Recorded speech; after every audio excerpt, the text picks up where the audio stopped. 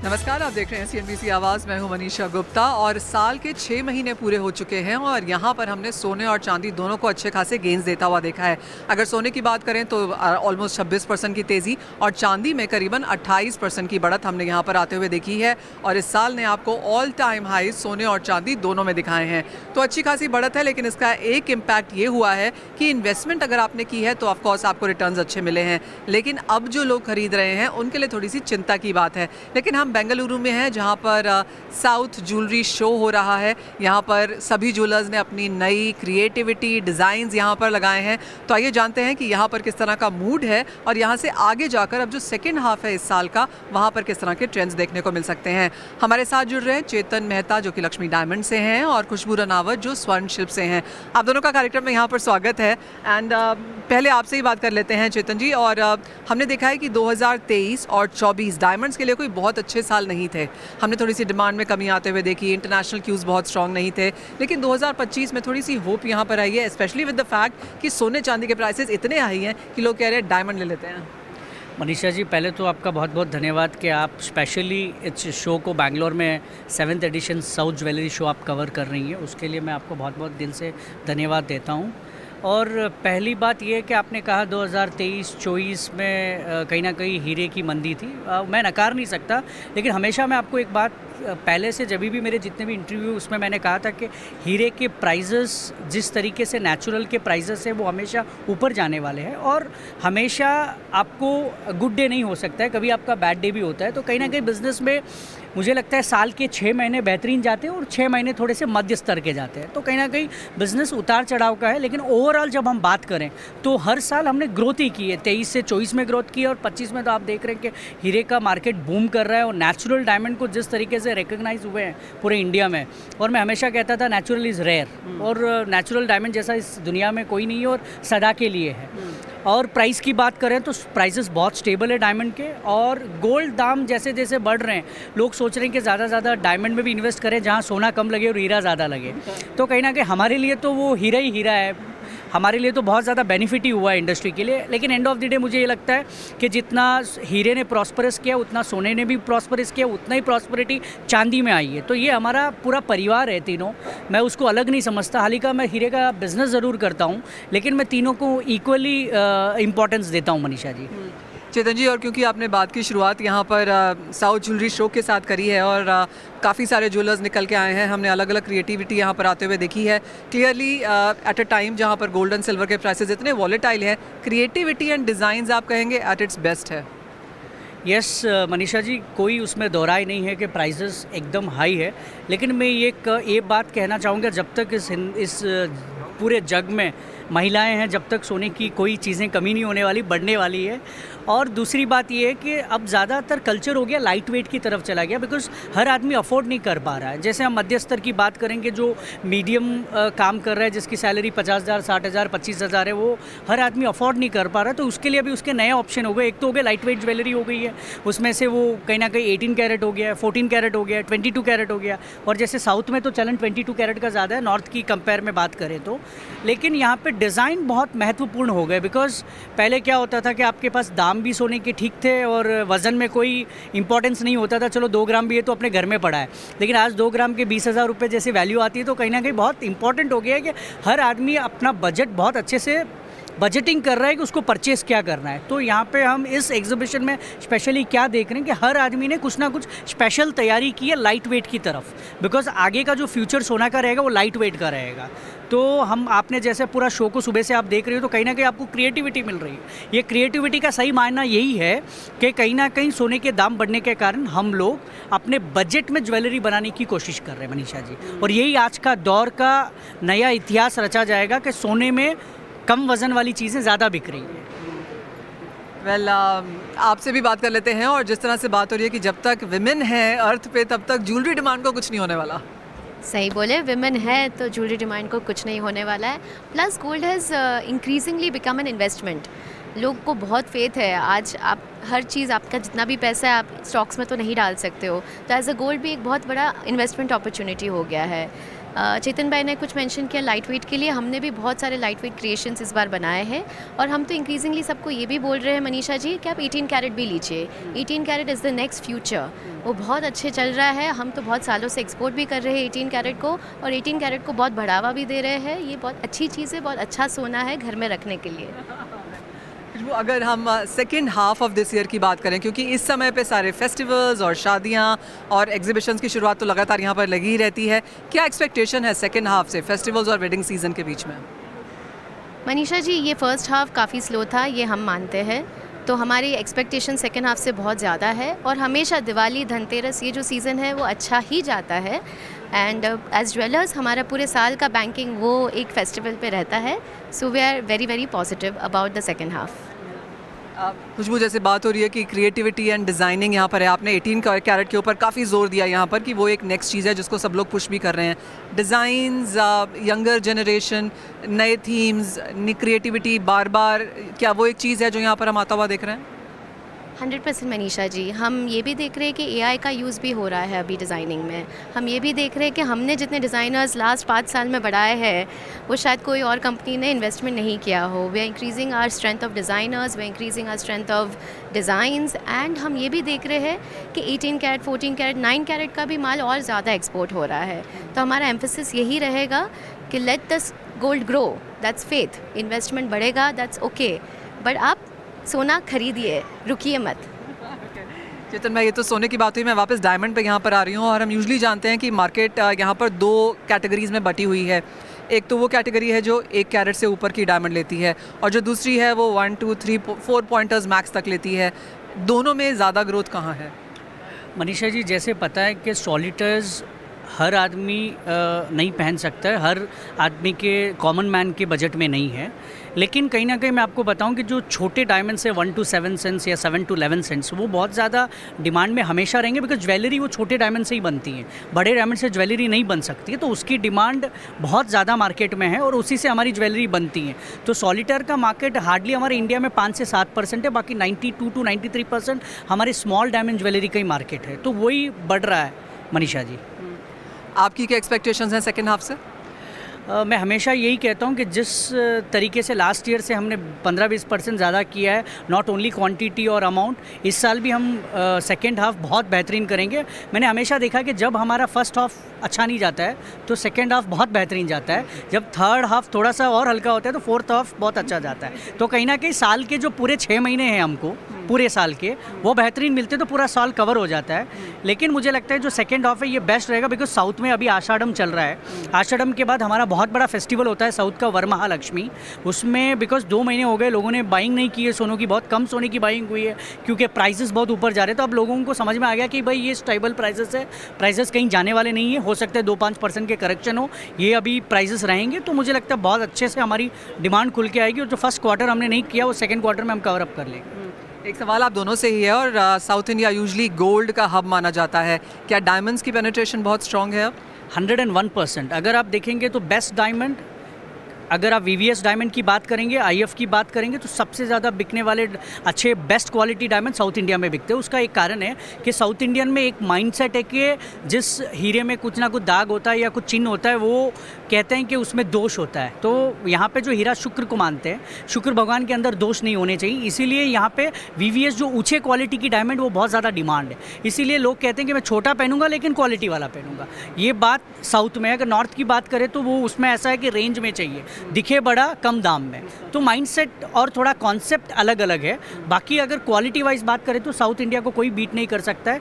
The highest quality of diamonds हमारे south India में ही बिकता है। खुशबू, वही सवाल आपसे भी है, जब हम बात यहाँ पर 18, 14, 9 कैरेट की करते हैं तो क्या साउथ इंडिया इसका एक कंज्यूमर है या फिर south India is always higher quantity, higher quality yellow gold है? 90% सेल्स जो साउथ इंडिया में डेफिनेटली 22 कैरेट के है मनीषा जी। बट हमने ये देखा है कि जो नया जनरेशन है वो 18 और 14 और 9 की तरफ जा रहा है, वो भी सोशल मीडिया से इन्फ्लुएंस होके। बट हमारी बैंकिंग यस फर्स्ट 22 कैरेट पे है साउथ इंडिया के लिए। तो जहाँ तक साउथ इंडिया की मार्केट है, well of course on the higher side है, ज़्यादा प्योरिटी की तरफ है और ज़्यादा डिमांड भी शायद यहीं से देखने को मिलेगी। बहुत शुक्रिया चेतन जी एंड खुशबू, आप दोनों का ही साथ जुड़ने के लिए एंड गोल्ड एंड डायमंड पे बात भी करने के लिए। वेल इसी के साथ एक ब्रेक के लिए रुकेंगे, जब लौटेंगे तो कुछ और ज्वेलरी हाउसेस से करेंगे यहाँ पर बात। नमस्कार, आप देख रहे हैं CNBC आवाज़। मैं हूं मनीषा गुप्ता और ये शो हम आपके लिए लेकर आए हैं फ्रॉम ऑन ग्राउंड बेंगलुरु से, जहां पर साउथ ज्वेलरी शो चल रहा है। और सबसे पहले बात यहां पर लैब ग्रोन डायमंड्स की कर लेते हैं, क्योंकि यहां पर काफ़ी डिमांड बनती हुई नजर आई है। और जिस तरह से हमने गोल्ड एंड सिल्वर के प्राइसेस को बढ़ता हुआ देखा है, लैब ग्रोन डायमंड्स की डिमांड यहाँ पर काफ़ी स्ट्रेंथ लेती हुई दिखी है। हमारे साथ प्रशांत मेहता हैं त्रिलोकेश ज्वेलरी के, ये बताने के लिए कि लैब ग्रोन्स में किस तरह की मार्केट्स वो यहाँ पर आता हुआ देखते हैं। प्रशांत जी, लैब ग्रोन्स को इंडिया के लिए नया तो है नहीं, अभी पिछले 2-3 सालों में हमने काफ़ी ज़्यादा इसकी अवेयरनेस और बाइंग आते हुए देखी है। अब जब थोड़ी सी प्राइसेस में स्टेबिलिटी है, कैसे देखते हैं आप मार्केट्स का feedback? Basically lab grown diamond जो थे ये एक्चुअली साइंटिफिक प्रोडक्ट है, साइंटिफिक इनोवेशन है। तो जब भी 5-10 साल के पहले जब भी इसका इनोवेशन हुआ तो इसका प्रोडक्शन कॉस्ट ऑब्वियसली ज़्यादा था, तो वो टाइम में भाव ज़्यादा थे। फिर धीरे धीरे अभी क्या है, हमारे प्रोडक्शन में ग्रिप आ गई है, हमको नॉलेज आ गया है, तो अभी हम लोगों ने एक लेवल पे आ गए हैं जिस पे हमको ये पता चल रहा है कि लोएस्ट लेवल ऑफ कॉस्टिंग पे हम बैठ गए हैं अभी। तो अभी इसका भाव कम होने वाला नहीं है, और ये एक लग्जरी प्रोडक्ट भी नहीं है, ये अफोर्डेबल प्रोडक्ट है, और ये जो है ऑलमोस्ट 5-10% ऑफ द नेचुरल का कॉस्ट है। तो पब्लिक के लिए अफोर्डेबिलिटी है और ये बहुत चल रहा है। और अभी जो है ये लैब ग्रोन जो है लोअर लेवल के जो अपने मिड क्लास जो है, और काफ़ी बाइंग आ रही है। और अभी इंडिया तो इसका एकदम फोर फ्रंट है। वर्ल्ड के जो 54% प्रोडक्शन हो रही है लैब ग्रोन डायमंड की, वो इंडिया में ही हो रही है, और ये 100% मेक इन इंडिया प्रोडक्ट है। मोदी जी का विजन है, इन्होंने काफ़ी प्रमोशन भी कर रहे हैं मोदी जी खुद, तो ये चलने ही वाला है। Prashant ji, as of now lab grown diamond की मार्केट कितनी है और आगे जाकर किस तरह की इसमें ग्रोथ एस्टिमेटेड है? अभी जो है, मैं lab grown jewellery and diamond promotion council का मैं डायरेक्टर भी हूँ, और गवर्नमेंट इंडिया का ये विज़न है कि इस मार्केट को हमको बहुत आगे बढ़ाना है। तो लास्ट 2 ईयर में हम एक्सपोर्ट से रिलेट कर रहे हैं, इंडिया की बात बाद में करेंगे। तो एक्सपोर्ट जो है लास्ट ईयर हमारा 700 से 800 करोड़ रुपए का एक्सपोर्ट हुआ था, मगर इस साल हमारा जो एस्टीमेट है वो 2000 करोड़ का हमारा एस्टीमेट होगा। और हमने जो काउंसिल की तरफ से हमने जो डाटा हमने तैयार किए हैं, उसके हिसाब से हम लोग ये इंडस्ट्री को हम लोग $10 बिलियन की एक्सपोर्ट इंडस्ट्री बनाने वाले हैं। और इसके अलावा हमको ये बोनस और बेनिफिट हुआ है कि इंडिया में इस चीज़ का बहुत बड़ी तेज़ी से इसका स्प्रेड हो रहा है, और पब्लिक को जो है इसमें बहुत इंटरेस्ट आ गया है। और हमको क्या इसमें प्लेइंग अराउंड जो डिज़ाइन में है, तो नई नई चीज़ें बनाने में है, हमको बहुत इजी पड़ता है। तो इसके हिसाब से क्या है कि वैरायटी वेरिएशंस हम कस्टमर्स को दे सकते हैं, और एक्सेप्टेंस बहुत जल्दी से आ रही है। और आपने अभी देखा भी होगा कि काफ़ी जो अभी बड़े बड़े कॉर्पोरेट्स है, वो भी अभी लैब ग्रोन की सेपरेट एंटिटी बना के they are coming out with big projects. So I am very sure this is going to be a sunrise industry.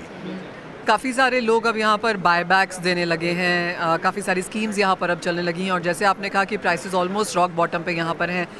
क्या कुछ यहाँ पर अवेयरनेस के लिए, एंगेजमेंट के लिए और कन्वर्जन के लिए किया जा रहा है? अच्छा मनीषा जी, मैं आपको एक बात बोलना चाहता हूँ।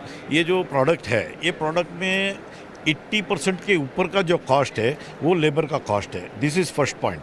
20% is only the material cost.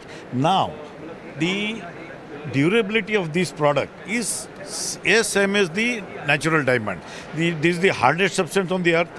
You wear it for 1 year, 10 year, 100 year, 1 lakh year. The shine is not going to be less. It is not going to be, dull, or there will be no scratches on this. So इसमें हमको कोई problem ही नहीं है buyback करने में। 80% मजदूरी है, मजदूरी तो हम वापस ले सकते हैं, और 80% हम लोग बाईबैक कभी भी दे सकते हैं। तो यही सबसे ट्रेंड चालू हो गया है। पब्लिक को भी क्या है, इन्वेस्टमेंट के लिए भी अच्छा है, और बाईबैक भी अच्छा मिल रहा है इसमें। तो आप कहेंगे ऐसे टाइम पर जब सोने में बहुत ज़्यादा तेज़ी है, तो लोअर कैरेटेजेस और लैब ग्रोन्स की एक डिमांड यहाँ पर बढ़ती हुई दिखी है? आपकी बात सही है। हालांकि मैं वर्ल्ड का सबसे बड़ा गोल्ड का भी रिफाइनर हूँ। So we process 35% of the world gold, my other main parent company. So now what I have seen, gold reaching 1 lakh rupee per 10 grams, 1 crore रुपया 1 किलो का हुआ है। वो हिसाब से क्या पब्लिक को एक एंट्री बैरियर आ गया है कि 1 करोड़ रुपया डालना है गोल्ड में, तो वो लोग अभी अल्टरनेटिव ढूंढ रहे हैं, सोच रहे हैं। And I am very happy to say that we have recently introduced lab grown in silver jewellery. तो हमने सिल्वर ज्वेलरी पे इसको हमने एक्सपेरिमेंट किया है, और मैं आपको बोल रहा हूँ कि इस चीज़ का जो हमको रिस्पांस मिल रहा है, it is amazing. People are amazed कि सिल्वर में भी ये चीज़ जो है अफोर्डेबल हो रही है, और पब्लिक ले रही है अभी। तो 100% ये जो है शिफ्ट होने ही वाला है, और ये चलने वाला है। प्रशांत जी बहुत शुक्रिया हमारे लिए आज यहाँ पर समय निकालने के लिए। तो क्लियरली लैब ग्रोन डायमंड की डिमांड बढ़ती हुई ना सिर्फ सोने की ज्वेलरी में बट चांदी की ज्वेलरी में भी। हमारे साथ अब मधु डायमंड्स के मधुसूदन जी हैं। मधुसूदन जी नमस्कार, शुक्रिया साथ देने के लिए। और हमने यहाँ पर डायमंड्स की बात कर ली, लैब ग्रोन डायमंड्स की भी बात कर ली है, लेकिन आप यहाँ पर स्पेशलाइज करते हैं rubies and emeralds and very special diamonds में। किस तरह की मार्केट है इसके लिए? और ऐसा माना जाता है कि शायद बहुत सारे इंडियन कंज्यूमर्स को ये प्रेशियस स्टोन्स नहीं समझ में आते। Usually the market now has become wide open all because of these exhibitions. People are understanding what is that they are buying. There are imitations, synthetics, lab growns as well as the real ones. But now people are more inclined towards the real stuff. Real gems जो नवरत्न बोलते हैं या birthstones बोलते हैं या beads, emerald beads, ruby beads, pearls, everything now people are insisting in the stores that they want the real ones.